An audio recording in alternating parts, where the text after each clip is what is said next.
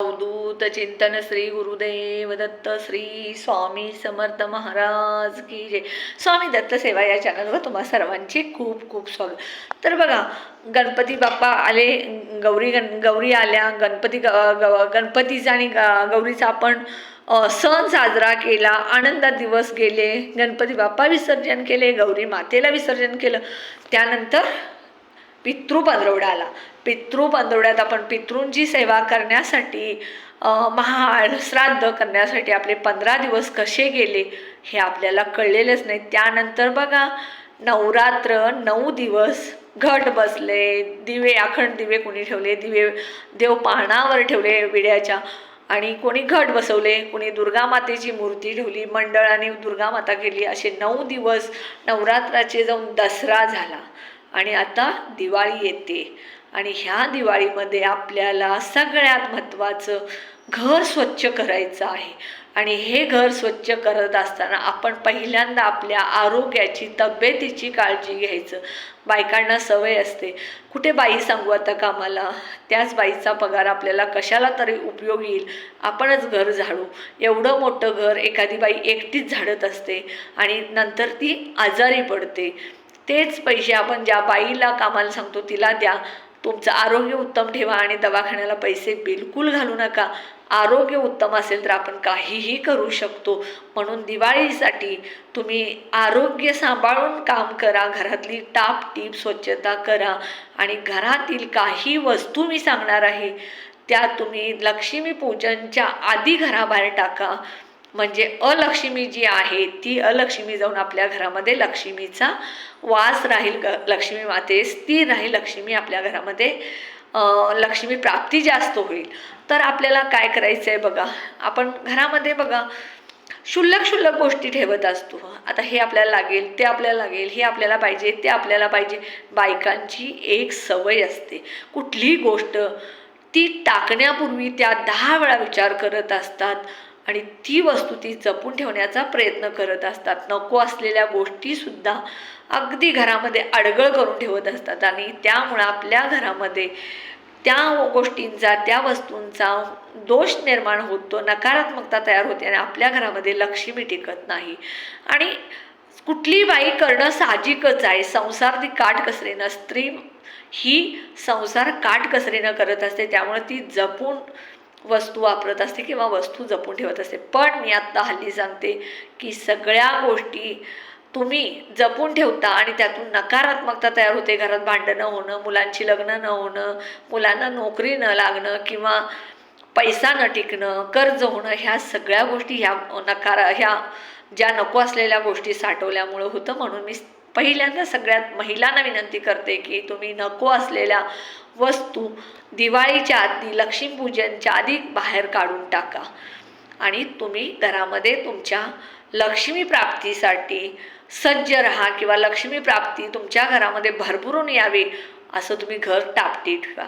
तर पहिल्यांदा आपण घराच्या मेन दरवाजापासून सुरुवात करूया किंवा घराचं आपलं गेट जे आहे, कंपाऊंड आहे, कंपाऊंडचं गेट आहे, त्यापासून आपण सुरू करूया.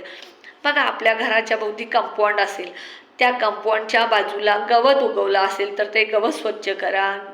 तुमच्या कंपाऊंडला गेट असेल तर ते गेटचा आवाज बघा, दरवाजा उघडल्यानंतर किंवा दरवाजा लावताना किंवा कडी त्या गेटची लावताना खूप दिवस आपण त्या गेट आणि त्या कडीला तेल नाही घातलं, ग्रीस नाही घातलं तर कर्र असा आवाज येतो. आणि हा कर्र असा आवाज जो येतो त्यामुळं आपल्या घरामध्ये भांडणं होतात किंवा नकारात्मकता येते. म्हणून आपण पहिल्यांदा सगळ्यात आपल्या घराच्या आसपासचं गवत, आपल्या कंपाऊंडच्या बाजूचं गवत, कचरा, पाला पाचोळा काय जे असेल ते सगळं स्वच्छ करून घ्यायचं. आणि गेटचं, आपल्या कंपाऊंडचं गेट आहे त्याला तेल घाला, त्याच्या कडीला, त्याच्या जे दोन्ही दरवाजाच्या बाजूला ते बिजागरे असतात त्याला ग्रीस घाला, तेल घाला, ते स्वच्छ करा. त्यानंतर घराचा मुख्य दरवाजा बघा, घराचा मुख्य दरवाजा असतो तो पण असाच असतो.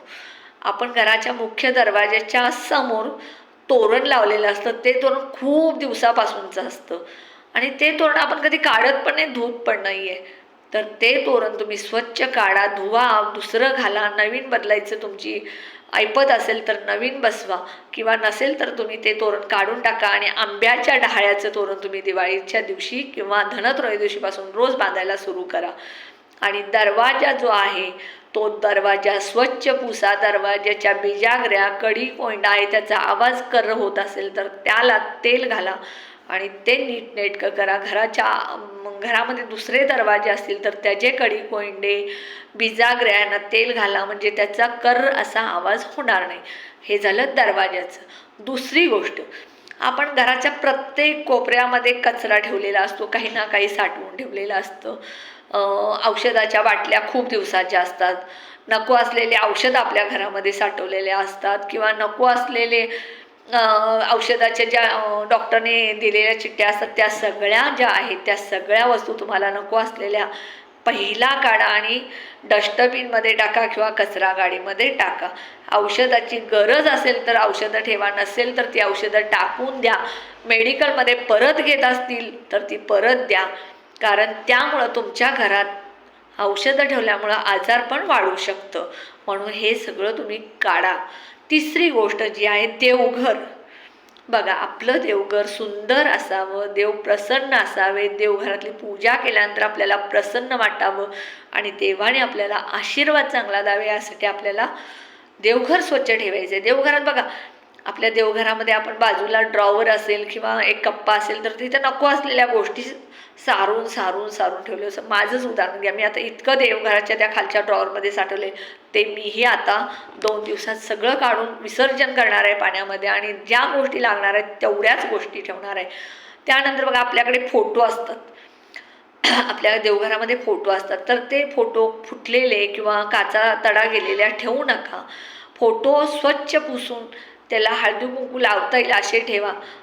बघा, काही जणांना सवय असते फोटो पुसायचा, हळदी कुंकू लावायचं, फोटो पुसायचा, आणि ते सगळं देवाच्या तोंडावर, डोळ्यावर वगैरे गेले असतं, त्यामुळं त्या देवाच्या डोळ्यात जातं. बघा, आपल्याच डोळ्यावरती जर आपण सारखं काही नाही काय, आता इथे हळदी कुंकू लावलं, हे हळदी कुंकू ह्याच्यावर पडलं, हे हळदी कुंकू ह्याच्यावर पडलं आणि डोळ्यात गेलं तर आपले डोळे आपण झाकतो आणि आपल्याला पुढचं काहीच दिसत नाही. तसं देवाचे फोटो तुम्ही पूजत असताना फक्त त्याच्या कपाळाला हळद कुंकू लावता येईल असंच करा.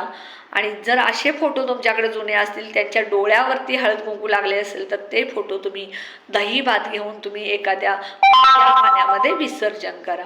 आणि घरातील ज्या देवघरातील वस्तू आहेत, ज्या लागणाऱ्या वस्तू आहेत तेवढ्याच ठेवा, बाकीच्या सगळ्या वस्तू तुम्ही वाहत्या पाण्यामध्ये विसर्जित करा. देवपूजा करत असताना प्रत्येक देव अगदी असा आरामात ठेवता येईल किंवा त्याला लागून चिटकून न ठेवता तो असा अंतर ठेवून ठेवता येईल एवढेच मोजके देव ठेवा. अगदी जिथे जाल तीर्थक्षेत्री गणपतीला गेला तिथे गणपतीची, गणपतपुळ्याला गेला तिथून गणपती, अष्टविनायकला गेला तिथून गणपती आणला, अंबाबाईला गेला तिथून तुळजाभवानीची मूर्ती आणला. एक मूर्ती तुमच्याकडे असेल तर बस, एक गणेशाची मूर्ती असेल तर बस, बाकीचे सगळे तुम्ही जर डबल टिबल असेल तर कुठल्या तर मंदिरामध्ये दही भात आणि त्या मूर्त्या नेऊन ठेवा किंवा एखाद्या विसर्जन पाण्यामध्ये करा. ते हे झालं दुसरं. तिसरं, किचन कट्टा. किचन कट्ट्यावरती आपण नको असलेल्या गोष्टी, चिरलेले ग्लास, चिरलेल्या वाट्या, चिरलेली पातेली, चिरलेली ताटं किंवा प्लॅस्टिकचे डिश, खराब झालेले जे काय असेल ते सगळं तुम्ही काढून टाका. त्यामुळं सुद्धा तुमच्या घरामध्ये नकारात्मकता येते आणि हेच मी सगळं काढून टाका. तुम्ही ते मोडीमध्ये घाला, एखाद्या भांड्याच्या दुकानामध्ये जा, चिरलेल्या वाट्या, चिरलेले ग्लास, चिरलेली पातेले, जी चिरलेल्या डिश वगैरे असतात स्टीलच्या, त्या सगळ्या तुम्ही स्टीलच्या दुकानात नेऊन मोडीला घाला. त्या बदल्यात एखादी वस्तू तुम्ही घेऊन या. त्यानंतर बघा, आपल्या घरामध्ये एखादं फर्निचर असतं, मग ते कपाट असेल, डायनिंग टेबल असेल, स्टडी टेबल असेल, टीपॉय असेल, बेड असेल, दिवाण असेल, ज्या काय वस्तू आहेत त्या तुमच्या नीटनेटक्या आहेत का बघा. कुठं चिरलेल्या आहेत का, कुठे तुटलेल्या आहेत का, टीपॉयचा पाय मोडलेला आहे का, टेबलचा पाय मोडलेला आहे का, हे सगळं चेक करा. जर ते रिपेरी होत असेल तर रिपेरी करा, नसेल तर तुम्ही ते भंगारवाल्याला मोडीत घाला किंवा तुम्ही हे करा. पण ह्या तुटलेल्या फुटलेल्या वस्तू तुमच्या त्या वस्तूमध्ये नकारात्मकता तयार झालेली असते आणि त्यामुळं तुमच्या घरामध्ये दोष लागलेले असतात. त्या वस्तू तुम्ही दुसऱ्याला देऊन तुमच्या घरातली नकारात्मकता किंवा दोष त्यांना त्यांच्या घरात जातील असं काही करू नका. त्या तुम्ही भंगारवाल्याला घालून टाका. आणि त्यानंतर तुमच्या घरामध्ये तुमच्या आईवडिलांच्या सासू सासऱ्यांच्या वस्तू असतील आणि त्या खूप जुन्या झाल्या असतील, त्या आठवण म्हणून तुम्हाला ठेवायचं असेल तर त्या रिपेरी करून घेता येत असतील तर रिपेरी करून घ्या. नसेल तर त्या वस्तू मोडीला घाला आणि त्यात थोडे पैसे घालून त्या बदली दुसरी वस्तू आणा तशीच त्या पद्धतीची. टिपॉय मोडला असेल समजा, सासू सासऱ्यांचा असेल, आईवडिलांचा असेल आणि त्या टिपॉयची आठवण म्हणून तुम्हाला तो टिपॉय ठेवण्याऐवजी तो टिपॉय रिपेरी होत असेल तर करून घ्या, नसेल तर तो द्या आणि त्या बदल्यात तुम्ही थोडे पैसे घालून तो टिपॉय किंवा टेबल आणा, त्यांची आठवण राहू शकते. हे झालं टिपॉयचं, भांड्याचं, देवघराचं आणि आपलं दरवाजाचं. त्यानंतर बघा कपडे. आपल्या घरामध्ये आपली जाडी वाढली म्हणून कपडे येत नाहीत किंवा आपल्या घरामध्ये जुनी झालेली कपडे असतात, ही सगळी कपडे जुनी झालेली स्वच्छ धुवा, इस्त्री करा, एखाद्या गरीबाला द्या किंवा एखाद्या अनाथ आश्रमात द्या. मी तर म्हणते जुनी कपडे कोणाला न देता तुम्ही नवीन कपडे शक्य असेल तर अनाथ आश्रमामध्ये किंवा गरीबाला द्या. त्याला खूप आनंद होईल, त्याचा आत्मा तुम्हाला आशीर्वाद देईल. जुनी कपडे देण्याचा प्रयत्न करू नका. ती जी कपडे आहेत ती तुम्ही बघा आपल्या दारामध्ये येतात ते टबवाले वगैरे किंवा ते पायपुसण्या किंवा ते बसण्या तयार करणारे, त्यांना द्या आणि त्या बदल्यात तुम्ही पायपुसण्या वगैरे घ्या. त्या घेऊच नका पायपुसण्या, तुम्ही त्यांना कपडे द्या. भले त्यांनी पैसे दिले तर ठीक, नसेल तर तुम्ही त्यांना कपडे देऊन टाका. त्यांनी पायपुसण्या बसण्या काय करतील.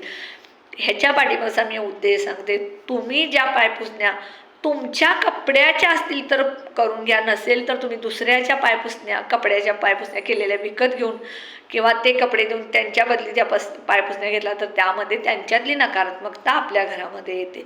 म्हणून हे तुम्ही करू नका. तुम्ही कपडे कुणालाही द्या गरिबाला स्वच्छ धुवून. नवीन कपडे असतील, येत नसतील, जाडी वाढली असेल, उंची वाढली असेल, अशी कपडे आपल्याकडे असतील तर ती नवी कपडे तुम्ही गरिबांना किंवा अनाथ आश्रममध्ये द्या. साड्या, सगळ्यात महत्त्वाचं, बायकांना साड्याची फार हाव असते. बायकांना बघा आपल्या अंगावरती 10,000ची साडी असू दे आणि समोरच्या बाईची 2,000ची असू दे, तीच आवडते. काय हो किती छान आहे साडी, कुठं घेतला, मी पण घेते. लगेच उठायचं आपण आणि साडी आणायची. गरज नसताना तुम्ही साड्या, गरज नसताना कपडे तुम्ही बिलकुल खरेदी करू नका. कपाटामध्ये कपडे ठेवता येणार नाही, साड्या ठेवता येणार नाही, इतकी खरेदी तुम्ही करू नका. बघा कपडे तुम्ही ठेवता आणि ती कपडे, एक साडी तुम्ही ठेवायला जाता आणि 4 साड्या तुमच्या अंगावरती खाली पडतात. इतकं कपाट तुमचं भरलेलं असतं. तर इतक्या साड्या तुम्ही घेऊ नका. तुम्हाला गरज असेल तेवढ्या साड्या घ्या आणि ज्या साड्या नको आहेत, वापरलेल्या आहेत पण चांगल्या आहेत, अशा साड्या तुम्ही गरिबांना द्या, चालेल. तुम्ही जास्तीत जास्त कपाटातलं मोजकं सामान ठेवायचा प्रयत्न करा आणि त्यानंतर आपल्या तिजोरीमध्ये जो आपण पैशाचा गल्ला किंवा पैसे दागिने ठेवतो ते सगळं कपाट फक्त पैशासाठी, दागिन्यासाठी वापरा. त्यामध्ये बिलं कुठली ठेवू नका, औषधाच्या चिठ्ठ्या ठेवू नका, बाकीच्या कुठल्याही गोष्टी तुम्ही त्यामध्ये ठेवू नका. फक्त पैसे आणि दागिने ठेवण्यासाठीच ते कपाट करा, तो कप्पा करा तिजोरीचा. आणि त्यामध्ये जर त्या कप्प्यामध्ये, तिजोरीच्या कप्प्यामध्ये जर काय असेल तर ते लक्ष्मीपूजनच्या आधी स्वच्छ करून तुम्ही ते कप्पा स्वच्छ करा. बघा ह्या सगळ्या ज्या गोष्टी आहेत, ह्या गोष्टी आपल्याकडे खूप दिवस राहिल्यामुळं आपल्या घरामध्ये नकारात्मकता तयार झाली असते. ह्या नकारात्मकतेमुळे अलक्ष्मी घरात तयार होते आणि लक्ष्मी निघून जाते. आणि म्हणून मी तुम्हाला कळकळीची विनंती करते की तुमच्या घरामध्ये फाटकी तुटकी भांडी असतील, कपडे असतील, प्लास्टिक, बाथरूममध्ये सुद्धा बघा आपल्याकडे बकेट असते आणि ती बकेट वर चिरलेली असते पण आपण ते खाली वापरतो, म्हणजे त्या काटाचा काय प्रश्न येत नाही म्हणून तसंच ठेवतो. पण ते नका करू. चिरलेला असेल बकेट तर भंगारवाल्याला द्या. तुटलेले चप्पल, तुमच्याकडे खूप चप्पल आहेत बघा, आजकाल मुलींना लागतं, साडीवरती एक, जीनवरती एक, तुमचं फंक्शन असेल तर त्याला एक, असं वेगवेगळे शूज, चप्पल, सँडेल, हिल्सची चप्पल, मोजडी, असेल ते वेगळ्या वेगळ्या प्रकारच्या आत्ताच्या मुलींना चप्पल लागतात. ठीक आहे तुम्ही घ्या, पण ते जुने झाले असतील, तुम्ही घालत नसाल तर ते फेकून द्या, कुणालाही देऊ नका. कारण तुमच्या घरातली दरिद्रता दुसऱ्याच्या घरात तुम्ही जाऊन देऊ नका. आणि चप्पल तर खरं कुणाला द्यायच नाही, तुम्ही फेकून द्या.